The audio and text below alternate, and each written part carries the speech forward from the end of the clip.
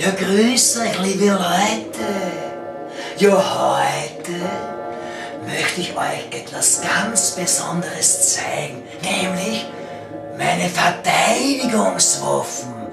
Wenn plötzlich Einbrecher in meiner Wohnung sind und ich mich wehren muss, da ist mein Waffenkammer. Da hab ich gleich einmal ein Fleischmesser. Wenn dieser Einbrecher schnupft, ist er mausetot. Da ein zweites, ein drittes, die Ski ohne Hund, bis blieb mir so. Ja. Dann hab ich da, das ist auch super, schlank, ein Stiefel ohne Gleichen. Dann kleine Grodenfellen da. Was hab ich da noch? Ein Messer, dann kommt einer als Hund, ich schlitze euch auf, es habt zu mir nichts. Es kommt es, ich schlitze auf. Was hab ich da noch? Da schaut auch weh, gell? Ich mein, wie sauer man rumruht im Baucherl, das kleine Brotmesser, ja?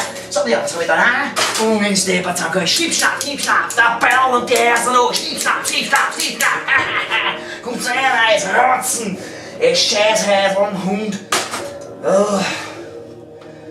Ja, wenn ich alles mehr oder weniger vergeudet habe, mehr oder weniger, die haben alle die ganzen Pfeilen da in der Gurgel, im Bui, in der Wand stecken, dann überall einen klassischen Kochlöffel, Heuer über den Schädel.